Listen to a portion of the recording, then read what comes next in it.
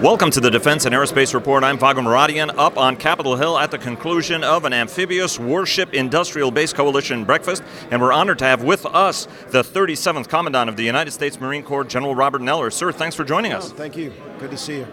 Great seeing you. I want to start off, obviously, it's an interesting point that Marines like to make. There's this mental perception folks have that Incheon was the last Marine amphibious operation. What's the case you're making for amphibious warships in a budget environment that will have more money, but not as much money as people think?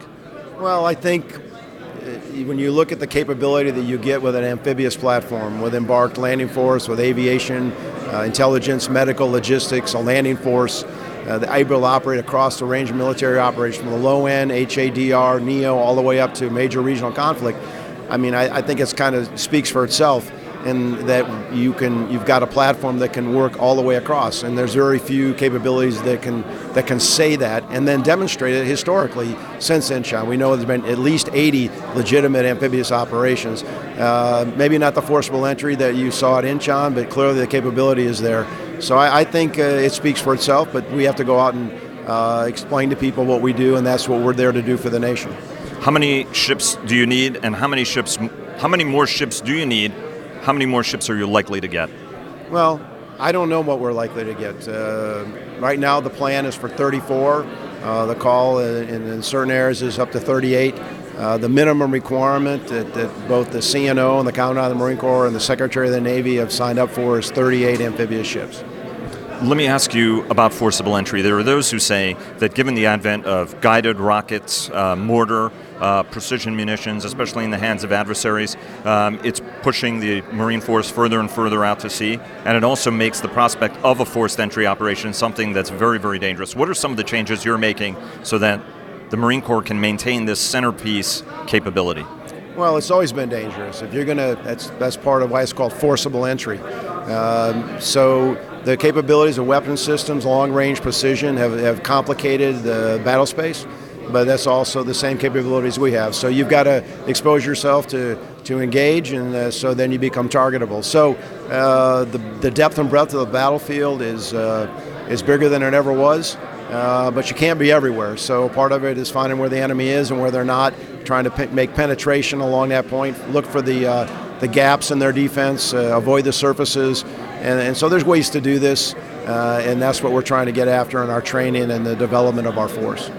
How are you working the problem of sustained operations in protracted distances, as in the Pacific, sustained, highly contested area operations? What are some of the changes you're making to the Corps to do that? Well, I think, you use the sea as maneuver space, and you've got to have the logistics. That's one of the advantages of amphibious force, is you're a self-contained force, not just for your maneuver capability and your weapons capability, but for your logistics capability. And so to be able to operate sustained, you have to be a little more artful in how you move around. You're going to have to take advantage of the geography, and you're going to have good intelligence to know where the enemy is and where they aren't.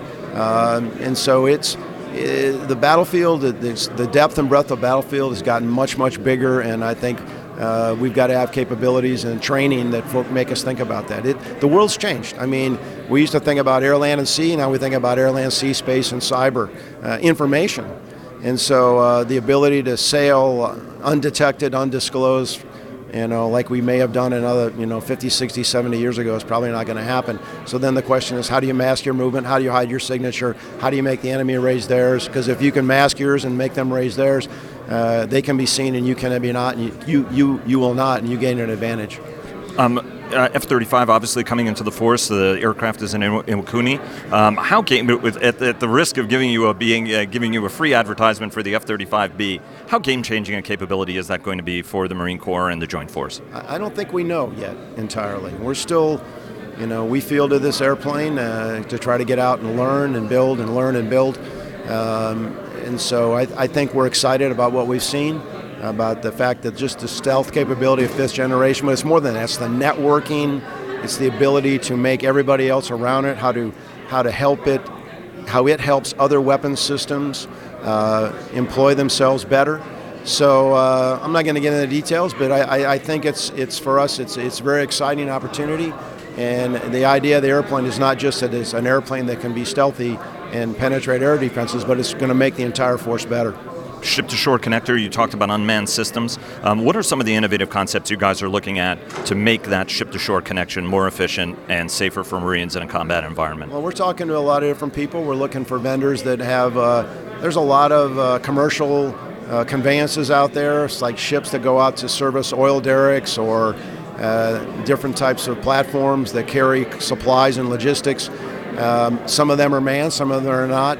But I just think the unmanned capability and the artificial intelligence capability is growing faster and faster is something that we want to take a look at. So if we can reduce the manpower and we can get speed, I mean, you talked about how do you avoid the anti-access area denial, is if you can expand the range of your ability to land and you've got conveyances that can go 35, 40 knots, the amount of beach or littoral that the enemy has to cover is probably very difficult. And so speed and range is very important, and if you can do that robotically, I think there's a great advantage, and we're at the beginning of talking to industry about those capabilities. A couple of very quick more questions. One thing, there's a discussion about whether the new administration, the Trump administration, is going to be looking at just more things, or to continue the innovation initiatives as well, or whether it's a binary choice or whether it's going to be both. I'm sure you've talked to Secretary Mattis about it, and to Secretary Work, who's staying aboard for a little bit longer as the deputy. Are the innovation initiatives that all the services started in the last administration going to continue into the new administration? As for now, yes. I think I don't see how we could not do that, because if you believe that Moore's law for the integrated circuit chip applies to every other thing out there, whether it's artificial intelligence, which is three-dimensional printing, additive manufacturing, whether it's biomechanics, whether it's just data systems, speed, capacity, learning. I'm pretty confident that we're going to continue to, always be looking at innovation, because we always want to get smarter, we want to get faster, we want to get better, not just with our people, but with our gear. Let me ask you about urban operations. Army's been talking a lot about that. Everybody's been talking about disinformation operations and the role that could play, even on our forces.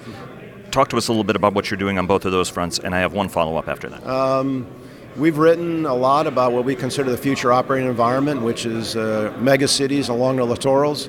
That's where the people are, and so we have to be able to operate in that, and it's a very, very complex, difficult environment, and it's not just on the surface of the earth, it's under the earth, it's subterranean, it involves canals, small roads. So it's a very complicated environment, and we're trying to be at the beginning of that, working with the Army in a concept called multi-domain battle, so that if the force does go ashore, how do we do that?